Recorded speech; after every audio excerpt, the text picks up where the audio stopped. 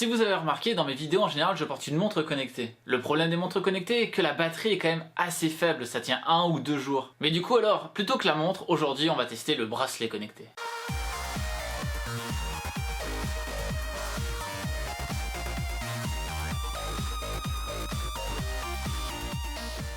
Salut à tous, c'est Léo de la chaîne Techmaker et aujourd'hui on se retrouve pour un test du Xiaomi Mi Band 2. Ce bracelet est une mise à jour de la première version, d'où le 2 dans le nom. La plus grande fonctionnalité du coup de ce nouveau bracelet est le fait qu'il y a un écran OLED qui est carrément incorporé dessus.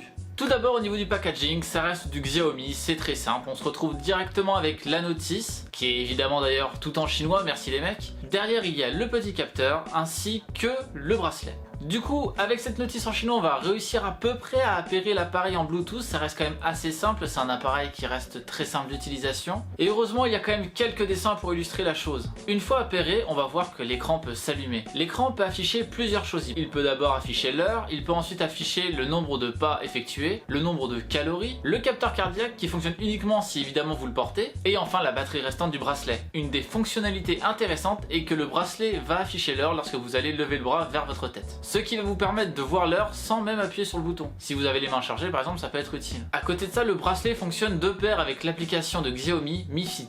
Mi Fit, c'est un peu l'application mère de tous les objets connectés de Xiaomi, que ce soit le Mi Band, une Mi Scale ou bien les Mi Shoes. D'ailleurs, ça peut peut-être être intéressant de voir justement les interactions entre les différents éléments, mais on va rester quand même concentré sur le Mi Band. Tout d'abord, il y a un podomètre qui est à l'intérieur. Grâce à ce podomètre, vous allez voir le nombre de pas que vous allez effectuer par jour sur les différents moments de la journée. Vous avez un récapitulatif en dessous et vous pouvez donc vous déplacer dans la timeline de votre journée pour voir comment ça fonctionne. À côté de ça, l'autre fonction est la fonction d'analyse du sommeil, c'est-à-dire que lorsque vous allez dormir avec, votre sommeil va être analysé avec le temps d'éveil, le sommeil léger ainsi que le sommeil profond. Petit bémol est que la Smart Alarm, le fait de réveiller à un moment opportun, n'existe plus sur l'application Mi Fit. On peut quand même le faire fonctionner avec des tweaks, mais de base ça fonctionne pas, alors que ça fonctionnait sur les versions antérieures. Autre point faible, c'est que l'analyse de sommeil ne fonctionne que la nuit. Par exemple, vous pouvez voir qu'il y a certains jours on dirait que j'ai pas dormi, mais non, c'est juste que en fait j'ai dormi dans la soirée et j'ai pas dormi dans la nuit, ce qui fait que j'ai absolument aucune statistique. Enfin, on va pouvoir lui dire de vibrer par rapport à certaines choses, que ce soit les appels entrants, les SMS, les applications, l'alarme, les alertes ou tout simplement un mode ne pas déranger par exemple pendant la nuit. Enfin, on peut régler le fait qu'il y ait un déverrouillage de l'écran lorsque le bracelet est proche du téléphone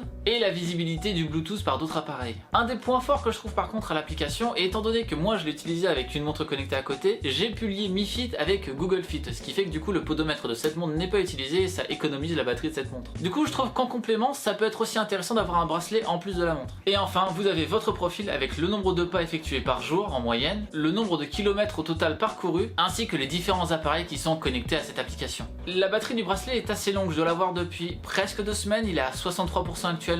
De base il est indiqué qu'il fonctionne 1 mois, mais je pense qu'il peut peut-être même fonctionner un petit peu plus parce que les dernières mises à jour l'ont rendu un petit peu plus fonctionnel. Et même si l'écran peut prendre un petit peu plus de batterie, l'avantage c'est que c'est un écran OLED, c'est-à-dire que les parties noires de l'écran sont vraiment des parties éteintes. L'écran n'affiche pas en fait du noir, donc du coup la batterie est beaucoup plus économisée. Et du coup, pour répondre à la question, est-ce que c'est un des meilleurs bracelets de 2016? Eh bien, niveau rapport qualité-prix, c'est plutôt pas mal, parce qu'on trouve entre 30 et 35 €, et pour ce prix-là, un bracelet avec écran, ça se fait extrêmement rare. Après, effectivement, ce que je trouve vraiment regrettable, c'est que l'alarme intelligente a été retirée de l'application de base. C'était quand même un des principes les plus sympas de pouvoir se réveiller au moment le plus opportun de la matinée, sur une période précise évidemment, ça va pas vous réveiller à 8 h ou à 11 h, mais par exemple ça peut faire entre 8 h et 8 h 20, mais je trouve que c'était un truc cool, et malheureusement le fait de l'avoir enlevé alors que ça fonctionne avec des tweaks, je trouve ça un petit peu bizarre. Et enfin, il est aussi à la norme IP67, ce qui fait que vous pouvez vous laver avec, il n'y aura pas de souci car il est waterproof. Personnellement du coup maintenant ce que je fais c'est que j'utilise la montre la journée quand je suis dehors et le bracelet je le porte H24 et du coup je le recharge une fois par mois, normalement si tout va bien. Voilà, on a fait le tour de ce bracelet ainsi que l'application qui l'accompagne. Comme d'habitude, si la vidéo vous a plu, n'hésitez pas à laisser un pouce bleu sous celle-ci, à vous abonner à la chaîne si ce n'est pas déjà fait et à partager la vidéo partout où c'est possible. C'était Léo de la chaîne Techmaker et surtout à la prochaine, salut!